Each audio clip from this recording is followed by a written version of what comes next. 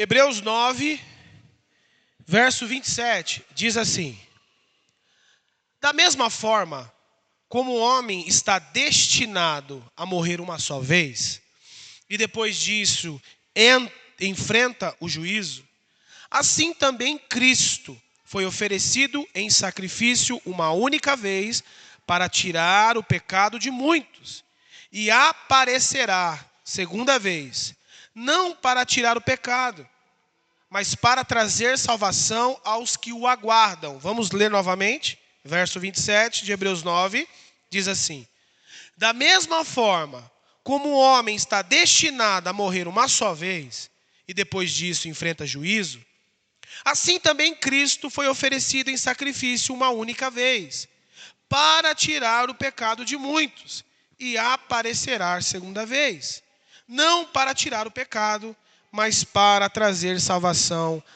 aos que o aguardam. Senhor Deus, nós te louvamos, bendizemos o seu nome. Muito obrigado, Senhor, por estarmos aqui, de poder participar de mais uma ceia, de poder fazer isso em memória do Senhor. Que a tua palavra, Senhor, possa abrir o nosso entendimento e coração, possa converter-nos, Senhor, do pecado e da justiça e do juízo, possa transformar a nossa vida, possa nos fazer colocar os nossos olhos fixos em Ti, Senhor, e crendo nessa promessa e esperança para aqueles que o aguardam. É o que nós te pedimos nessa manhã. Nos dá graça, sabedoria e entendimento acerca da tua palavra. Amém, irmãos? Irmãos, como eu falei, o capítulo 9 é o capítulo mais complexo. E isso todos os estudiosos falam. É um capítulo mais complexo, referente a tudo que constrói aqui. Mas o livro de Hebreus, principalmente o capítulo 9, ele faz um comparativo. Ele faz um comparativo entre as coisas que aconteciam na velha aliança. Se você pegar o livro de Hebreus, você vai ver desde o capítulo 8, fala do sumo sacerdote. Capítulo 9 vai falar sobre a adoração no tabernáculo, né, no lugar, no templo, onde Deus ali era buscado, onde Deus era adorado. Ele no capítulo 9 vai falar sobre o sangue de Cristo, e aí ele vai fazer a comparação entre os sacrifícios que era feito e o sacrifício de Cristo. Então, aqui em Hebreus, ele constrói esse comparativo da velha aliança e da nova aliança. Amém, irmãos? Então, o que ele vai construir aqui? Ele vai construir que antes do sacrifício feito no templo para perdão de pecados, era um sacrifício repetitivo. É o que ele vai construir no contexto aqui, principalmente o capítulo 9, que é o capítulo que a gente leu. Agora, ele vai falar o seguinte: mediante a obra de Cristo, o que Cristo fez pela humanidade, esse sacrifício repetitivo que era feito no templo para perdão de pecado, agora em Cristo Jesus, apenas o único sacrifício é suficiente. Ele vai falar também que antes do pecado era coberto. Ou seja, irmão, presta atenção nisso. Naquela época, as pessoas que pecavam, elas levavam os seus sacrifícios ao templo. O sacerdote fazia aquele sacrifício em prol do pecado daquela pessoa. Mas isso não dava a ela o direito de viver a vida redimida. Não. Ele ainda precisava levar diariamente ou constantemente o sacrifício ao templo para perdão dos seus pecados. Agora, antes era assim. Agora, em Cristo Jesus, não é mais assim. Não é mais algo repetitivo. Cristo morreu pelos nossos pecados, ponto. Ele venceu a morte, ponto. Ele venceu o poder do pecado, ponto. Amém, irmão? Ele venceu. Antes, o sangue para propiciação, o perdão do pecado, para quem não entende o que é propiciação, para a remissão daquele pecador, era sangue de animais. Agora, na nova aliança, o sangue de Cristo é suficiente. Não precisamos mais sacrificar animais, porque Cristo morreu na cruz, o seu sangue foi derramado, e o sangue de Cristo é suficiente para nos redimir, para nos justificar. Amém, irmãos? Pecados antigamente eram encobertos, não eram apagados, aniquilados. Agora, na nova aliança, o pecado é aniquilado. Está lá em Hebreus 9. Cristo aniquilou, ele venceu o poder do pecado. Antes era apenas um povo, o povo de Israel. Agora são para todos os povos. Antes era apenas o sumo sacerdote que podia entrar no Santo do Santo. Lembra? Aquele lugar que somente o sumo sacerdote entrava uma vez por ano para levar o sacrifício, para ver se Deus aceitaria o perdão em prol do povo.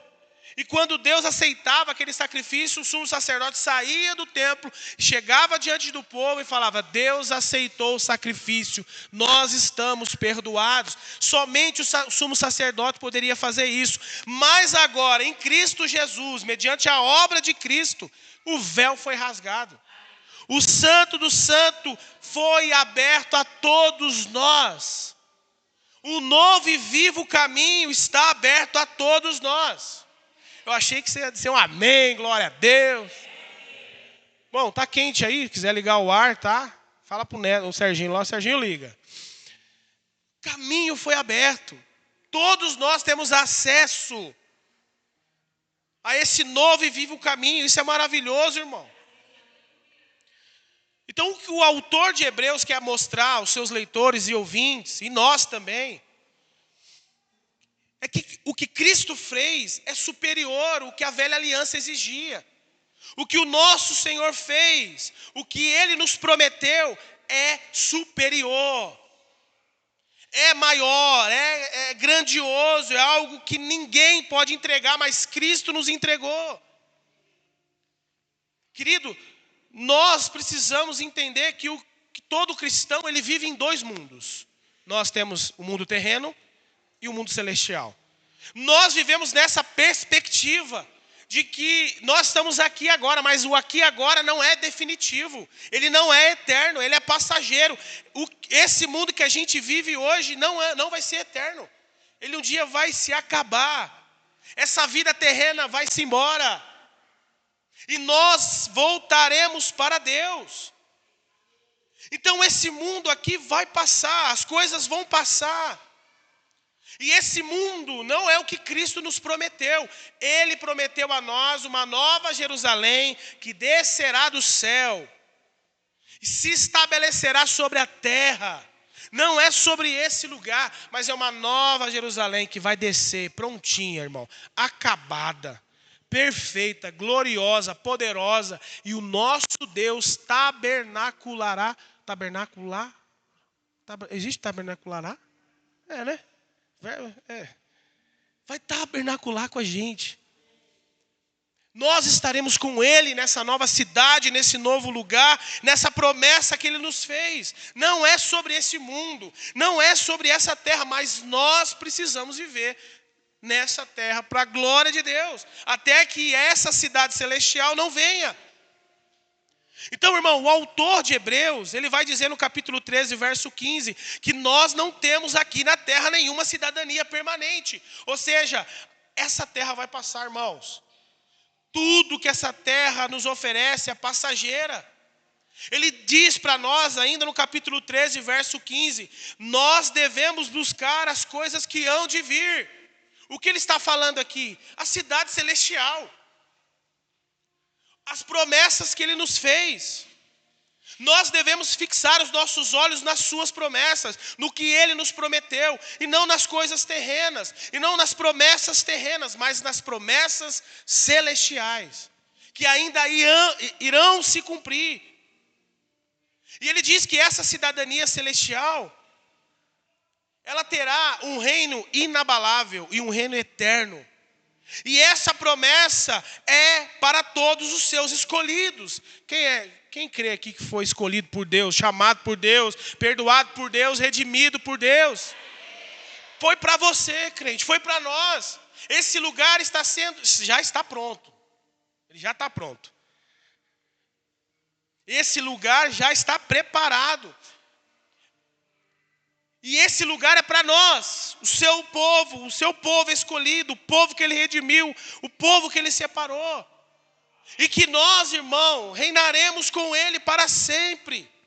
O verso 27 é interessante, por isso que ele é complexo, porque parece que ele vai falar de duas coisas diferentes, mas uma coisa está ligada à outra. O verso 27 faz uma ligação com o verso 28.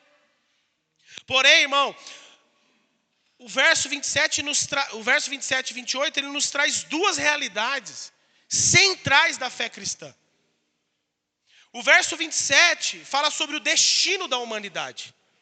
O verso 28 vai mostrar a finalidade da obra redentora de Cristo.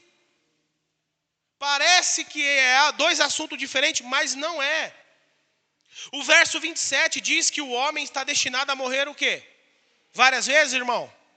Quantas vezes? Uma. Então o que a gente aprende aqui? Não existe reencarnação. Não existe reencarnação, como os Kardec's creem, como os espíritas creem, né? Não existe reencarnação. Meu ancestral reencarnou nesse gatinho, e aí a gente fica emocionalmente ligado. O meu parente de sei lá quantos bilhões de anos atrás se reencarnou nessa... Irmão, no cristianismo não existe reencarnação no sentido que eles creem. Que nós podemos voltar à vida em outras coisas, em outro objeto. Não existe. O texto é claro, diz que o homem está destinado a morrer uma só vez. Aí a gente pode aqui abrir exceções de coisas que aconteceram dentro do contexto bíblico. De Jesus ressuscitar Lázaro. Aí, né, meu irmão? De Elias ter ressuscitado um homem por meio dos seus ossos. Elias estava enterrado, irmão, estava num buraco enterrado. Enterraram Elias, tocou naquele homem morto, o homem voltou à vida. Loucura. Isso é fé para crer nisso. Mas se tratando de vida, se tratando da realidade humana, o homem está destinado a morrer uma única vez. Então o que a gente aprende aqui, irmão? A certeza de que todos nós vamos morrer. A morte é uma realidade para todos nós. E um dia ela vai chegar para todo ser humano se Cristo não voltar. Amém? Se Cristo voltar, nós seremos levados, arrebatados com Ele. Isso será maravilhoso. Eu oro para que isso que aconteça. Mas enquanto esse dia não vem, nós vamos desfrutar da morte sim. A não ser que Deus nos leve como Enoque, né? Antes, sei lá. Te agradei tanto de ti. Irmão, exceções. São coisas difíceis de compreender em Deus. Deus ter levado, arrebatado Enoque, corpo, alma e espírito. Levou. Mas, enquanto esses mistérios não se tornam uma realidade, a vida, essa vida humana, vai desfrutar sim da morte. E a morte pode chegar a qualquer momento na nossa vida. A morte é a certeza de todos aqueles que vieram à vida. Ele diz no texto que o homem foi destinado a morrer uma só vez. Ou seja, não vai ter segunda chance. Deus nos deu apenas esta vida, irmão. E essa vida que nós estamos vivendo hoje. E aí, o texto continua. E quando a morte chegar, o que nos aguarda? Vamos para o texto? Depois disso, vai enfrentar o quê? Depois que a morte chega, o que vai enfrentar, irmão? Juízo. E o que isso significa? Significa que todos, branco, negro, pobre, rico, mulher, homem, crente e não crente, todos esses irão prestar conta das suas vidas diante de Deus. Irmão, você parou para pensar nisso? Eu paro para pensar nisso quase todo dia. Principalmente quando eu falo na palavra, falo em pensamento. Eu paro para pensar e digo... Talvez se eu fosse pego hoje nesse momento de ira. Talvez se eu fosse pego hoje nesse momento de chateação, de um coração sobrecarregado. Será que eu estaria pronto? Será que Deus levaria isso em conta? Será que Deus entenderia o meu momento? Eu não sei, irmão, só Deus sabe. Mas eu não quero ser pego de surpresa, eu não quero pagar para ver. E aí o juízo chega para todos aqueles que hão de morrer. E pastor, prestar conta do quê? A Bíblia diz, das nossas ações, palavras e decisões. 2 Coríntios 5,10 vai dizer que todos nós devemos comparecer perante o tribunal de Cristo, para que cada um receba de acordo com suas obras praticadas por meio do corpo, ou seja, como viveu, sejam boas, sejam más. Eclesiastes 12,14 diz que Deus trará julgamento em tudo que foi feito, inclusive tudo que está escondido, seja bom ou seja mal. Sabe aquelas coisas que só a gente sabe? Só a gente sabe. Deus vai trazer a existência. E Deus vai considerar isso como ato de julgamento. Sabe aquilo que só Deus sabe que a gente faz, irmão? Ninguém mais sabe. Deus vai considerar isso. Por isso que nós precisamos desfazer, desvincular dessas coisas. Eu disse para os homens ontem, irmãos, se a gente tem alguma fraqueza, e homem, ele tem um problema muito sério. O homem acha que consegue resolver sua vida sozinho. O homem acha que consegue lidar com suas fraquezas sozinho. Irmão, nós não conseguimos. Nós precisamos uns dos outros. O homem tem um problema muito sério, que é o orgulho. A mulher não. A mulher, quando está com problema, ela fala, ela abre. Olha, a mulher ela é mais emotiva, ela consegue, nessa situação de chateação, se abrir mais. Sabe, espera um momento de explosão, vem, cansada, estou fadigada, não aguento mais, meu marido. Agora o homem não, o homem pode estar o que for, irmão. Ele está com um sorriso no rosto, ele está ali, dando risada, mas tem coisas que precisam ser tratadas, que precisam ser inspecionadas, precisam ser libertas. E isso deve preocupar a gente. Deus trará a clara, a luz, todas as coisas, principalmente aquelas que estão escondidas. Pode ser boas, pode ser más. Porque tem coisas boas que você faz que só você sabe. Porque o sua mão faz, a outra não precisa saber. E Deus vai te beneficiar por isso. Deus vai te honrar por isso. Deus vai te abençoar por isso. Entende, irmão? Ninguém precisa saber. Você não precisa buscar honra. Você não precisa buscar elogio de ninguém. Deus viu. Deus estava ali. Deus vai te abençoar por isso. Então seja tanto para o lado bom quanto para o lado ruim. Deus fará justiça. Deus trará julgamento. Então o que isso nos ensina? Ninguém vai escapar do tribunal de Cristo, irmão. Todos terão que enfrentar o juízo de Deus. E isso deve ser um alerta para que vivamos com a consciência de que a vida presente tem consequências eternas. É isso que o texto está falando. Assim como o autor de Hebreus quer que a gente entenda sobre as questões da vida humana, do que vai acontecer com cada ser humano, ele quer no verso 28 que entendamos sobre também a obra de Cristo. É isso que ele quer, é esse comparativo que ele quer fazer. Ele está dizendo, assim como o homem, vai acontecer isso com ele. Isso é uma realidade, isso é uma certeza e ninguém pode mudar isso. Aí ele vem, volta seus olhos para Cristo. E ele vem falando de Cristo. Isso é maravilhoso. A gente olha esse texto, a gente se assusta, né? Mas a gente agora é consolado. Porque agora ele vai falar sobre Cristo. Ele vai apontar para Cristo. E o que ele vai dizer no verso 28? Vamos lá? Assim também Cristo foi oferecido em sacrifício uma única vez. Ou seja, irmão, presta atenção. Assim como a vida humana tem o seu fim, a obra de Cristo também tem o seu fim, a sua finalidade. Vocês estão entendendo, irmão? Ele está fazendo esse comparativo para agora dar essa ênfase no que Cristo fez. Dá ênfase à sua obra, aquilo que ele construiu através do seu sacrifício, da sua ressurreição.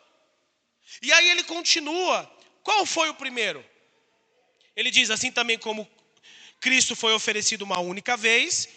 E aí ele fala, qual foi o primeiro?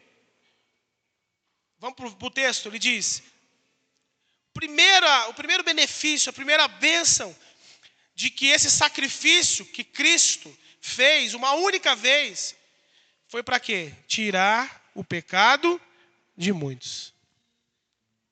Irmão, quem aqui crê que teve seus pecados perdoados aqui? Então, se você crê nisso, você entende que ele começou uma obra na tua vida. Você está entendendo, irmão? Assim como a vida humana tem uma certeza, tem uma finalidade, e ninguém vai mudar isso.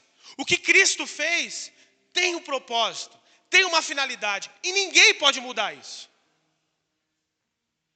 E ele veio para quê? Ele se ofereceu para quê? Uma única vez para quê? Ele diz, para tirar pecados de muitos. Para tirar os nossos pecados. Para pagar os nossos pecados.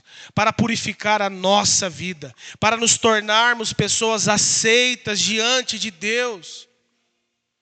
Só que a nossa esperança, irmão, não é apenas sobre a sua primeira vinda, mas sobre a sua segunda vinda.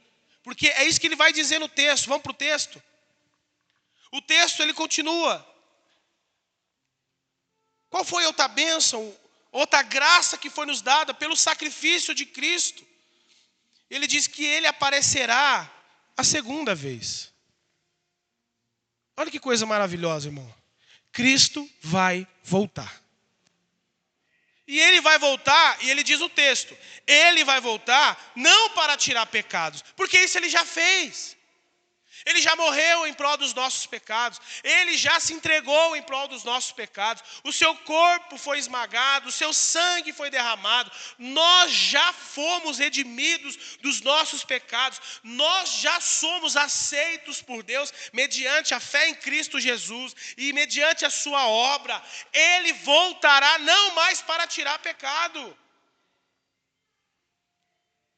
Ele vai voltar. E essa é a nossa esperança. Isso precisa encher o nosso coração, como enchia o coração dos apóstolos. Eles viviam com uma grande esperança. Paulo diz que as situações que estava vivendo, as adversidades que estava vivendo, os intempéries da vida não podem ser comparados com a glória que iria ser revelado a ele. Ele vivia numa plena esperança da volta de Jesus e de que tudo seria redimido e de que nós seríamos encontrados por ele. Então é essa esperança que nós precisamos ter. O texto diz que ele vai aparecer pela segunda vez, não para tirar pecado, porque ele já fez isso. Ele já venceu o pecado na cruz. Ele virá para trazer o quê? Olha o que o texto diz. Não para tirar pecado, mas para trazer salvação. Nós já somos salvos. Amém, irmão? Quem crê nisso? Quem crê em Jesus aqui? Jesus é Senhor da sua vida, é Salvador da sua vida. Não há outro caminho. Jesus é o caminho, a verdade e a vida. Jesus é a porta da salvação. Ninguém pode ser salvo, ninguém pode ir ao Pai sem Jesus. Quem crê nisso? Então você é alguém que é salvo. Mas pastor, eu sou tão pecador. Somos. Estamos sendo santificados. Estamos sendo trabalhados pelo Espírito Santo de Deus. E essa obra vai se completar, crente. Fique tranquilo. Esforça-te, tem de bom ânimo, lute, diga não, vai, jejue, ore, busque a face de Deus. Cristo começou uma obra na tua vida, Ele vai completar. Ele vai te libertar desse vício, Ele vai te libertar dessas amarras, Ele vai tirar você dessas correntes que aprisionam você, porque a obra que Cristo começou, Ele vai completar. Amém? Então é essa esperança que nós precisamos ter. Ele virá para trazer salvação. Você já é salvo.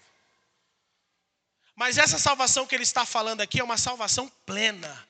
Aquela salvação, aquela promessa que ele nos prometeu, aquela promessa que ele fez de que levaria-nos com ele para a eternidade, para desfrutar da eternidade pelos séculos dos séculos dos séculos, aonde não haverá dor, aonde não haverá câncer, depressão, ansiedade, tristeza, falta de perdão, egoísmo, divisão. Não haverá nada disso, porque a Nova Jerusalém, a cidade celestial que nós nos esperamos e esperamos, é essa salvação que Ele nos promete. Uma salvação plena, livre do pecado, livre das amarras deste mundo, livres da obra do diabo, da mão do diabo, das correntes malignas. É essa salvação que Cristo vai completar para trazer salvação, ser definitivamente salvos desse mundo e do Deus desse século. Quem crê nisso? Mas isso, irmão, é para alguém aqui, alguém no texto, para trazer salvação aos que o quê? Aos que o quê? Olha o texto. Aos que aguardam. Aos que aguardam. Então esse é o segredo do texto. É isso que o autor de Hebreus quer que a gente dê ênfase. Aos que aguardam, e aos que aguardam é o que tem esperança. Os que aguardam é os que mantêm fé, uma fé sólida, firme e inabalável. Aos que aguardam são aqueles que não oscilam na sua confiança em Cristo. Aos que aguardam não são aqueles que estão murmurando por causa da vida que estão vivendo. Aos que aguardam não são aqueles que perdem a esperança diante de uma adversidade. Aos que aguardam não é aquele que esmurece na fé quando a enfermidade vem, quando perde alguém querido. Aos que aguardam é aquele que diz como Jó: nu eu vim e nu eu voltarei, bendito seja o nome do Senhor. Aos que aguardam não é aqueles que perdem a esperança diante de uma situação difícil. Aos que aguardam é para aquele que tem uma fé inabalável, independentemente de circunstâncias, situações e adversidade da vida. É esses que receberão a salvação. É esses que estão passando pelos intempéries da vida, pelos problemas diários, pelas adversidades diárias. Esses que estão com uma fé inabalável. Esses que olham para o céu, como o tio do Kleber, que está aqui conosco, perdeu sua esposa de uma hora para outra, e levanta seus olhos para o alto e diz: bendito seja o seu nome, Senhor. Isso é uma fé inabalável. Esses são os que aguardam. Esses que têm uma fé inabalável. Esses que não se deixam tocar pelas coisas que acontecem na vida. Entende, irmão? Essa é a esperança. É dessa forma que a gente deve se viver. Se a morte é uma certeza, e às vezes a gente não sabe lidar com ela, e nós prestaremos conta da nossa vida, o que Cristo fez é algo poderoso. É algo que ninguém pode mudar. É algo que ninguém pode tirar de nós: a vida eterna, a salvação, a cidade celestial. O lugar onde nós não vamos chorar mais quando perdemos alguém querido. Nós nos encontraremos com Ele na eternidade. Nós seremos irmão em Cristo Jesus na eternidade. E toda lágrima será enxugada dos nossos olhos. Toda dor será tirada do nosso coração. Mas enquanto estamos vivendo nessa terra, aos que aguardam, Ele vai trazer salvação para os que aguardam, para os que estão firmes, para os que estão inabaláveis, para que tenham uma fé firmada em Cristo, tendo a esperança de que Ele voltará e restaurará todas as coisas. Filipenses 3, 20 e 21 diz que a nossa cidadania está nos céus, irmão. As coisas vão acontecer nessa vida, vamos perder gente que a gente ama. Um dia eu vou, minha esposa vai, ou os filhos podem ir primeiro, a gente não sabe, a vida é assim. A morte está certa para todos nós. Mas que essas coisas não abalem a nossa fé em Cristo Jesus. De que essas coisas não afetem o nosso coração, a nossa esperança, de que a nossa cidadania não é aqui, ela é celestial. Ela é celestial. Por isso que a gente precisa ensinar os nossos filhos a crer em Cristo, a confessar Cristo como Salvador, a pregar o Evangelho ao nosso marido, esposa, a pregar, a dizer, olha, existe um lugar que está preparado a todos aqueles que creem em Cristo, e nós podemos se encontrar lá um dia, não mais como casal, mas como irmãos, e nós juntos se alegraremos. Entende, irmão? Não mais como pai e mãe, não mais como filho, mas como irmãos. Mas é lá que Deus vai tirar de nós toda dor, toda lágrima, todo choro, todo sofrimento. É lá, é nos céus. O nosso tesouro de Jesus em Mateus 6,19 está no céu.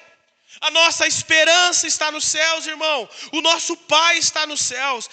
O nosso Salvador está no céu. Tudo que é mais precioso está no céu. Entende, irmão? Tudo. Nosso filho é precioso. Ninguém quer perder filho. Mas o que é mais precioso está no céu. É lá que nós devemos ter a nossa esperança. É lá que a gente deve almejar, buscar e ansiar em viver a nossa vida com a esperança nas coisas do céu. A gente está buscando a nossa esperança na terra. A gente quer um político perfeito. A gente quer um político que resolva a nossa vida na terra. Irmão, a vida é passageira. Não é Lula, não é Bolsonaro, não é Pablo Marçal. Não é ninguém que vai mudar essa terra. É Cristo Jesus descendo do céu com uma nova cidade, uma cidade celestial, a nova Jerusalém, perfeita, sem corrupção, sem político corrupto, sem PCC, seja lá quem for. Não haverá nada disso na nova cidade celestial. E é essa cidade que a gente tem que almejar, irmão.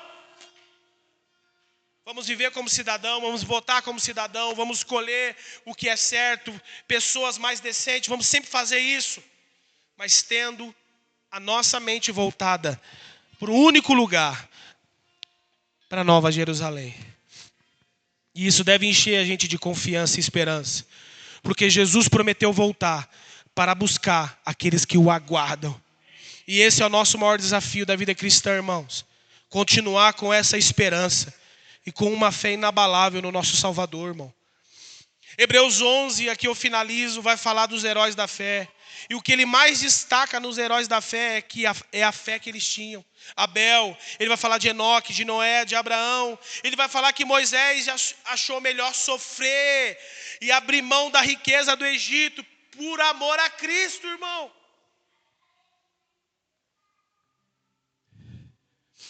A Bíblia diz que Abraão creu na promessa que foi feito mesmo não tendo esperança, irmão. Presta atenção nisso. Abraão, mesmo não sabendo para onde iria, mesmo não sabendo se teria condições de ter um filho, de que esse filho seria a bênção que Deus deu para ele, na sua idade avançada, a Bíblia diz que ele creu contra a esperança. Ele olhou para a situação dele e ele diz, como eu vou crer? Não, ele não falou isso. Ele olhou a circunstância ao redor dele. Ele falou, Senhor, mesmo não tendo condições, mesmo eu não tenho idade para ter um filho, eu continuo crendo nas suas promessas. Você está entendendo, irmão? Isso é fé. Senhor, eu continuo crendo no que o Senhor prometeu. Eu continuo crendo na tua palavra, Senhor. Mesmo olhando ao meu redor e não vendo nada acontecer, eu creio na tua promessa. Isso é fé. Isso é fé. E Deus se alegra com gente assim. Mesmo não vendo saída, mesmo não tendo condições, ele creu. Por quê? Hebreus 11:17 vai falar. Porque ele estava procurando uma pátria melhor. A pátria celestial. Entende, irmão? Não é sobre essa terra. É sobre o que há de vir. A ceia, irmão, vem para nos lembrar da promessa do nosso Senhor Salvador Jesus. Ele diz, fazer isso em memória de até que eu... Essa é a nossa promessa. Ele vai voltar, sim ou não? E lembre-se, ele vai voltar para buscar os que o aguardam. Por que nós celebramos a ceia? Porque nós cremos que ele voltará. Nós cremos que a sua obra foi plena, completa. Nós cremos que nada pode tirar de nós o que Ele nos deu, que é a salvação, que é a vida eterna. Nós cremos que mesmo diante das adversidades da vida, nada vai tirar isso de nós, circunstância alguma. Ele voltará, Ele buscará aqueles que o aguardam. Que nós sejamos pessoas de fé, irmão. Pessoas que vão se voltar para Ele em fé, independentemente de circunstâncias. Crer contra a esperança. Continuar crendo nas suas promessas. Esse é o nosso maior desafio hoje. Amém, irmãos? Vamos prestar conta da nossa vida? Vamos. Que nós sejamos encontrados por Ele justos. Que nós sejamos encontrados por Ele se esforçando para viver o que agrada a Ele. E lembre-se, o que Cristo fez, nada pode tirar de nós, que é a salvação, a vida eterna. Fazei isso em memória de mim, até que eu venha. Me aguardem, me esperem. Eu vou voltar e vou mudar a circunstância de vocês. Eu vou tirar de vocês a dor que está aí no seu coração, o choro, a tristeza, eu vou arrancar de vocês. Eu vou te dar uma nova e viva esperança. Que nós sejamos assim, firmes, com uma fé inabalável, na espera do nosso Senhor e Salvador Jesus Cristo. Amém? Vamos ceiar? Vamos orar. Curve suas cabeças.